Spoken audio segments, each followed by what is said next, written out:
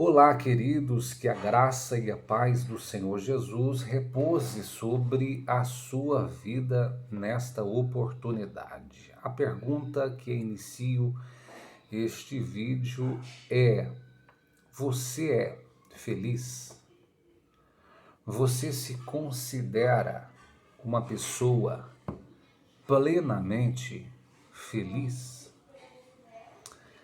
Nós vivemos em um mundo de busca pela felicidade.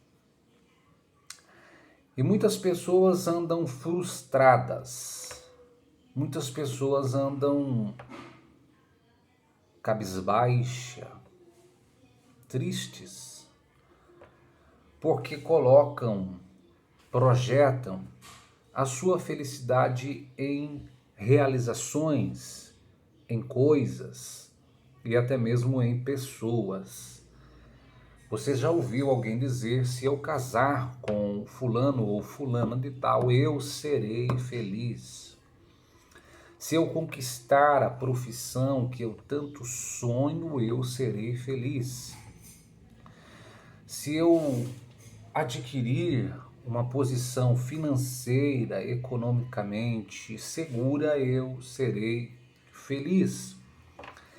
E vemos que pessoas, elas se desgastam, elas se empenham neste processo e quando alcançam, quando conquistam, elas percebem que a felicidade não estava no que elas pensavam estar. Na verdade, a felicidade plena está totalmente atrelada ao nosso estilo de vida. Existem muitas pessoas que vivem uma vida triste, uma vida cabisbaixa, frustrada, porque elas procuram, porque as suas atitudes as levam a esta posição. Na verdade, a perfeita felicidade só encontramos em Deus, nosso Criador. Quando Deus criou todas as coisas, Deus criou na base da sua palavra. Mas quando cria o ser humano, as mãos, o relacionamento, o sopro de vida, a essência de Deus é colocado dentro deste homem. O homem é feito da terra, mas tem a essência dos céus. O homem anda em dois mundos, o mundo material e o mundo espiritual. É por isso que muitas pessoas nunca conseguiram e jamais conseguirão ser plenamente felizes vivendo somente no mundo físico, no mundo terreno. É por isso que as pessoas procuram preencher este vazio que somente Deus é que vai preencher. Na verdade, a nossa felicidade está totalmente atrelada ao nosso relacionamento, primariamente com Deus, e segundo, o que fazemos com este relacionamento que desfrutamos com o Eterno aqui na Terra. Como nós desenvolvemos a nossa vida traz a nós felicidade ou tristeza. Os Salmos de número 1, o salmista escreve: bem-aventurado quem é o homem que não anda segundo o conselho dos ímpios, não se detém no caminho dos pecadores, e também não se assenta na roda dos escarnecedores, antes tem o seu prazer na lei do Senhor, nela medita de dia e de noite. Será como árvore plantada junto aos ribeiros que, na devida estação, no tempo certo, dá o seu fruto e tudo quanto fizer prosperará. Observe que o salmista está ensinando alguns princípios para sermos felizes ou felizes. Quem são para o salmista as pessoas felizes? São as pessoas que têm algumas atitudes, não se envolve com algumas ideias, com alguns conceitos, pois estes conceitos, este estilo de vida vai trazer para ele infelicidade. A felicidade para o salmista é não viver de acordo com algumas pessoas vivem, mas antes se relacionam com Deus revelado na sua palavra. A palavra de Deus revela o Deus da palavra. Nós conhecemos Deus por intermédio daquilo que Ele deixou para nós. E estas orientações que Ele nos deixou, certamente é o caminho para nós sermos bem-aventurados. Mateus capítulo 5, Jesus ensinou quem são as pessoas bem-aventuradas. E observe que a felicidade, a bem-aventurança que Jesus está ensinando está atrelada a um estilo de vida. Jesus vai dizer no capítulo 5, bem-aventurados os pobres de espírito, pois deles é o reino dos céus. Bem-aventurados que choram, pois são consolados. Bem-aventurados humildes, porque herdarão a terra. Bem-aventurado os que têm fome e sede de justiça, porque serão saciados. Bem-aventurados misericordiosos, pois serão ou alcançarão misericórdia. É lindo este sermão que Jesus nos ensina de como ou quem são as pessoas bem-aventuradas. São pessoas que andam na contramão deste mundo, do ensino, do conceito, das ideologias que este mundo prega. Na verdade, o reino de Deus é um reino de ponta cabeça do reino deste mundo. Mas nós só vamos entender claramente estas palavras que Jesus está dizendo, só irá fazer sentido estas palavras se nós observarmos antes o contexto, o que estava acontecendo antes de Jesus liberar estas maravilhosas e reveladoras palavras.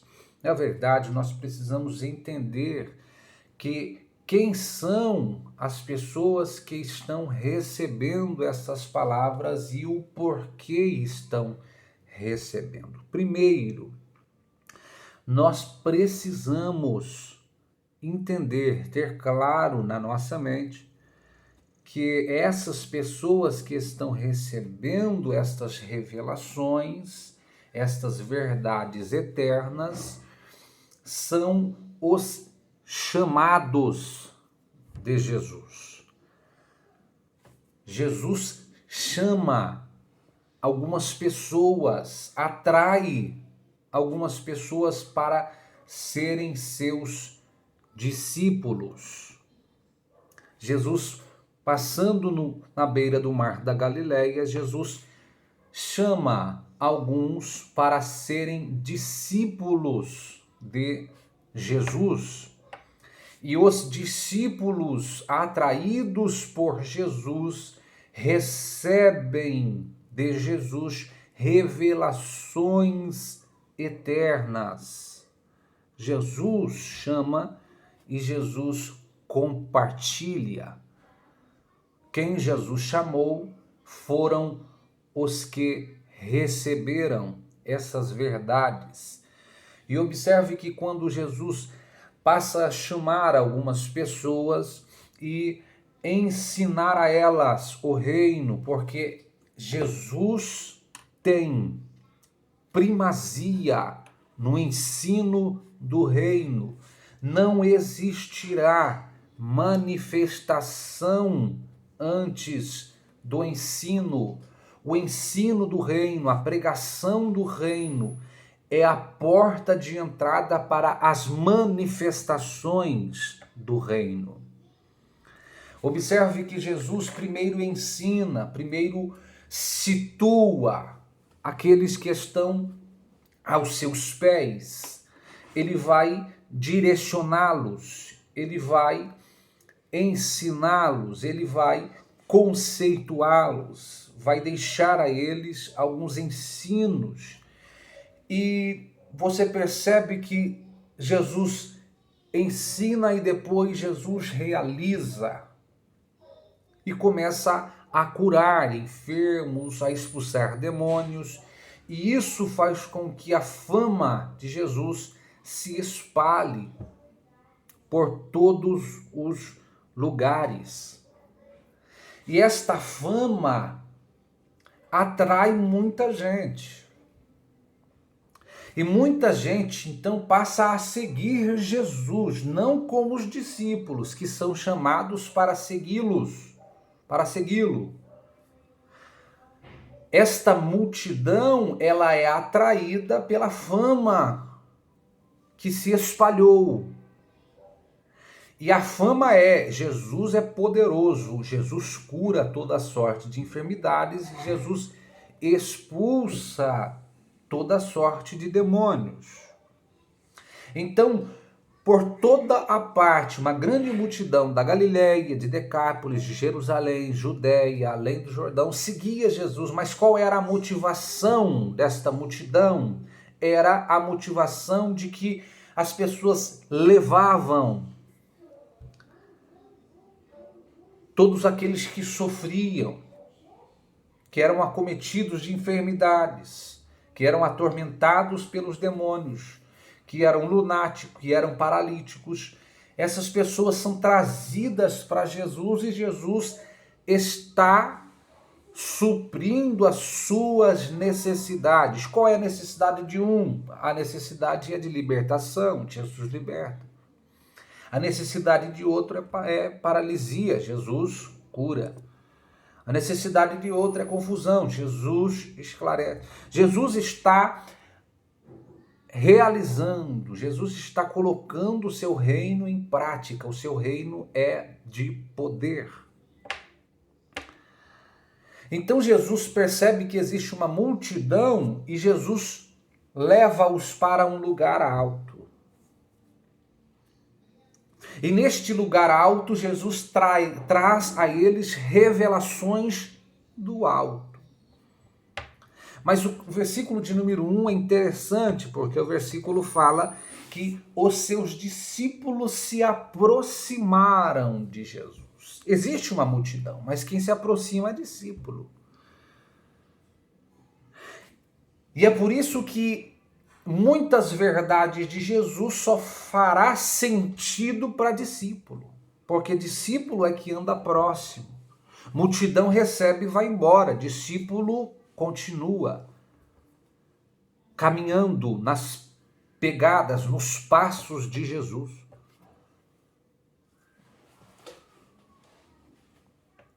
É por isso que só vai fazer sentido as palavras, as revelações eternas para discípulo.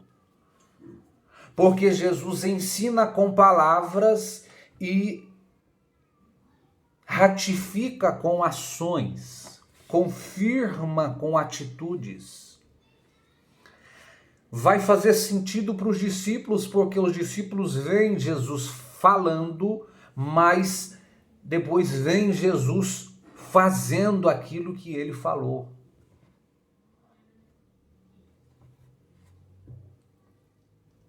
Mas a multidão recebeu e foi embora, não veem as ações de Jesus. Ouvem algumas palavras, mas não faz sentido porque não caminham com o Mestre.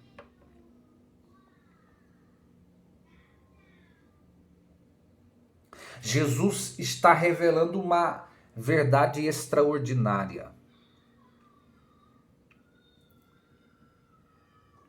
Quanto mais eu sou atraído a Ele, mais eu conheço da sua vontade. Não faz sentido a vontade de Jesus para quem anda longe dele.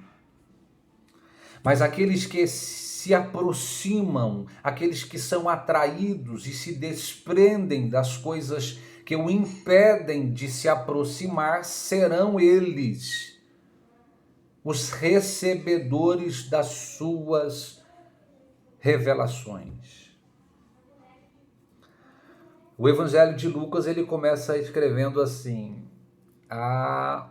o amado Teófilo.